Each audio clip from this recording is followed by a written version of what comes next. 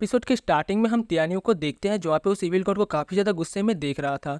और वो कहने लगता है, साले बिना पंख के मुर्गे, तुम बस यहाँ पे अपने आप को रिवाइव करने के लिए लोगों को मार रहे हो। ना जाने कितने ज्यादा सोल डिफाइनिंग रिलम के डिस्टर्बर्स को तुमने मारा होगा, और इसीलिए तुम्हें इस दुनिया में न ही जिंदा रहने का और न ही रिवर्थ होने का कोई अधिकार है। आज मैं यहाँ से जाने से पहले तुम्हारी इस ब्लड सेक्रीफाइस कॉल्डन को पूरी तरह से डिस्ट्रॉय कर दूंगा, जो कि एक गॉड लेवल आर्टिफैक्ट है। इसी के साथ हम देखते हैं टियानी को बातों को सुनकर दूसरी तरफ वो इविल गॉड कहने लगता है, आखिरकार तुम हो कौन और तुम्हें इस कॉल्डन का नाम कैसे पता चला, जो कि ब्लड सेक्रीफाइस कॉल्डन है और ये एक गॉड लेवल आर्टिफैक्ट है। तुम तो बस एक सोल रिफाइनिंग के कीड़े हो जो कि यहाँ पे मेरे इस ब्लड सेक्रीफाइस कॉल्डन को डिस्ट्रॉय करने के बारे में सोच रहा है। और तुम्हें क्या लगता है, क्या तुम ये कर भी पाओगे? उसकी बातों को सुनकर दूसरी तरफ वहाँ पे टियानो कह लगता है, ओ अच्छा, आखिरकार तुम्हें तो ये पता ही होगा, जितना कि अभी यहाँ पे चाओ सुप्रीम फेमस है उतना ही मैं कभी फेमस हुआ करता था, तो क्या अब मैं तुम्हें मारने के लिए वर्दी हूँ? अब उसकी बातों को सुनकर वहाँ पे विल गॉड पूरी तरह से शॉक हो गया था और वो कहने लगता है कि आप यहाँ पे होंगलुंग डिवाइन गॉड हो। अब हम देखते हो इतना कहते हुए टियानी उसे काफी ज्यादा डर रहा था और वो कहने लगता है, मैजिस्ट्री प्लीज मुझे आप माफ कर दीजिए और आप प्लीज मेरे बारे में किसी को मत बताइएगा और न ही मेरे प्लान के बारे में। और अगर आप ऐसा करते हो तो मैं आपको और आपके दोस्तों के यहाँ से जाने दूंगा,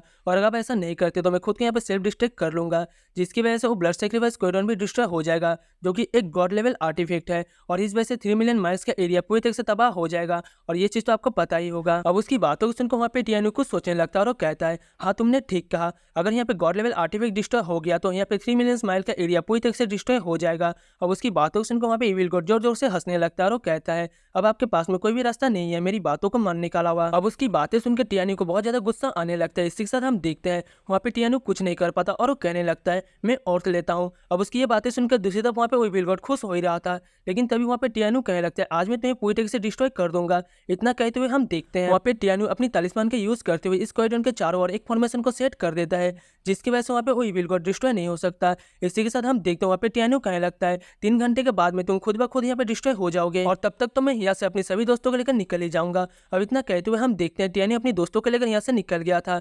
दूसरी तरफ हम उस इविल गॉड को देखते हैं जो कि बहुत ज्यादा गुस्सा होने लगता है और वो कहता है, तुम्हें क्या लगता है तुमने मेरी 10,000 साल की मेहनत पूरी तरह से डिस्ट्रॉय कर दिया है? मैं तुम्हें प्रॉमिस करता हूँ तुम मेरे साथ ही मरोगे, और इतना कम टाइम में इतने ज्यादा एरिया को कवर करना बिल्कुल नामुमकिन है। इसी के साथ हम दूसरी तरफ टियानो को देखते हैं जो कि बाहर आ गया था, जिसको देख के वहाँ पे मिंगेई कहने लगती है, आखिरकार क्या हुआ? तभी हम देखते हैं वहाँ पे टियानो सबको जगा देता है और वो कहने लगता है, हमारे पास में ज्यादा टाइम नहीं है और हमें जल्दी से यहाँ से निकलना होगा। इसी के साथ हम देखते हैं वो वहाँ पे सभी की स्पीड बोट में बैठा के यहाँ से निकल जाता है। तभी वहाँ पे एक डिसेबल कहने लगती है, बदर आखिरकार हुआ क्या है? अब हम देखते हैं उसकी बातों को सुनकर टियानो कहने लगता है, एंशिएंट बेल 3 घंटे में पूरी तरह से डिस्ट्रॉय हो जाएगा, और अगर हम इतने समय में यहाँ से निकल नहीं पाए तो हम सभी यहाँ पे मारे जाएंगे, और यहाँ तक कि हमारी हड्डियां भी यहाँ पे नहीं बचेगी। अब इतना कहते हो हम देखते हैं वहाँ पे टियानो अपनी मंकी को जितना बड़ा हो सके उतना होने के लिए बोलता है।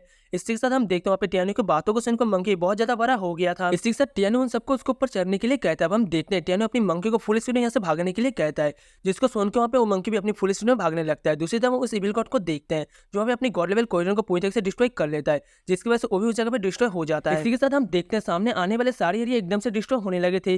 दूसरी तरफ वहाँ पे डिमन मंकी को भागता देख एक डिसेबल कहने लगता है, अब यहाँ से 500 माइल का एरिया बचा हुआ है बट हम यहाँ से भाग नहीं पाएंगे। इसी के साथ वहाँ पे रोने लगती है। दूसरी तरफ वहाँ पे मिंगेई को देखते हैं जो वहाँ पे टियानो से कहती है, तुम्हारे साथ मरने से मैं यहाँ पे सेटिस्फाई, बट मुझे अफसोस है कि मैं तुम्हारे साथ में शादी नहीं कर पाई और ना ही मैं अपने फादर का बदला ले पाई। इतना कहते हुए हम देखते हैं वो भी वहाँ पे रोने लगती है। बट तभी हम देखते हैं वहाँ पे टियानो कहने लगता है, तुम लोग चिंता मत करो, मैं तुम लोग को ऐसे मरने नहीं दूंगा। इसी के साथ हम देखते हैं वो यहाँ पे अपनी डिमन मंकी को रोकने के लिए कहता है। अब टियानो की बातों को सुनकर डिमन मंकी भी वहीं पे रुक जाता है। अब हम देखते हैं वहाँ पे टियानो कहने लगता है, सभी लोग अपनी आंखें बंद कर लो और जब तक मैं ना कहूँ तब तक कोई भी अपनी आंखें नहीं खोलेगा। अब उसके ऑर्डर को फॉलो करते हुए सभी लोग अपनी आंखें बंद कर लेते हैं। इसी के साथ हम देखते हैं वहाँ पे टियानो अपनी साइड डिवाइस शॉट को बहुत ज्यादा बड़ा करके उनको चारों ओर लगा देता है, जिसके बाद में वहाँ पे होंगवा और होंगवा ट्राइब के जितने भी डिवाइस वेपन थे उन सभी को बाहर निकाल लेता है और वो अपनी डिमन मंकी से कहता है, तुम इनको पकड़ो। जिसके बाद में टियानो वहाँ पे एक फॉर्मेशन को बना देता है, जिसकी वजह से हम देखते हैं उन लोगों को कुछ भी नहीं होता और वो सभी लोग बच जाते हैं। जिसके बाद में टियानो सबको स्पीड बोट में लेकर जाता है और वो कहने लगता है, तुम सभी लोग अपनी आंखें खोल सकते हो क्योंकि तुम सभी लोग अब सेफ हो। अब हम देखते हैं उसकी बातों को सुनकर दूसरी तरफ एक लेडी कहने लगती है, आखिरकार आपने हमें कैसे बचाया? तभी हम देखते हैं वहाँ पे ओंगफो भी कहने लगता है, बदर आखिरकार आपने किस टेक्निक का यूज किया है? क्या ये टेक्निक आपको इटर्नल लेंस से मिला है? जिसकी रिप्लाई में वहाँ पे टियानो कहने लगता है, ऐसी कोई भी बात नहीं है, इवन कि यहाँ पे अर्थ एंड हेवन का कोई भी टेक्निक क्यों ना हो वो इस डिस्ट्रक्टिव पावर को नहीं रोक सकता, और हम बहुत ही ज्यादा लकी थे जो कि हम 3 मिलियन माइल के एरिया के कोने में आ गए थे, जिसकी वजह से इसकी पावर बहुत ज्यादा वीक था और मैंने अपनी मास्टर की दिए हुए वेपन का यूज किया था, जिसकी वजह से हम बच गए। अब हम देखते हैं वहाँ पे टियानो कहने लगता है, वैसे भी ट्रायल को खत्म होने में 4 मंथ रह गए हैं, इसलिए हमें यहाँ पे जैसे भी करके यानचेन को जिंदा पकड़ना होगा, और इसे भी यहाँ पे 2 ट्रांसपोर्टेशन एरा है जो कि यहाँ पे वेस्ट साइड और नॉर्थ साइड के तरफ में है, और इसीलिए तुम लोग वेस्ट की साइड में जाओगे जहाँ पे डिमन मंकी भी तुम्हारे साथ में जाएगा और मैं नॉर्थ के साइड में जाऊंगा। तभी हम देखते हैं वहाँ पे मिंगेई यंग यही कहने लगती है, आखिरकार तुम यहाँ पे अकेले कैसे जा सकते हो? अगर तुम्हारी मुलाकात यहाँ पे नोआ मैंग से हो गई तो, और उसके पास में तो एक स्पेशल बीस्ट भी है, आखिरकार तुम अकेले वहाँ पे क्या कर पाओगे? इसी के साथ हम देखते हैं दूसरी तरफ एक डिसेबल कहने लगता है, ब्रदर हम आपको ऐसे डेंजर में नहीं छोड़ सकते, वैसे भी क्यों ना हम ऐसा करें, हम एक ही डायरेक्शन में जाए और हम लोग अलग अलग जाकर उसे ढूंढे, अगर वो हमें मिल जाएगा तो हम आपको इन्फॉर्म कर देंगे। और उसकी बातों को सुनकर टियान्यू कहने लगता है, तुम सबको मैं ऐसे खतरे में नहीं डाल सकता।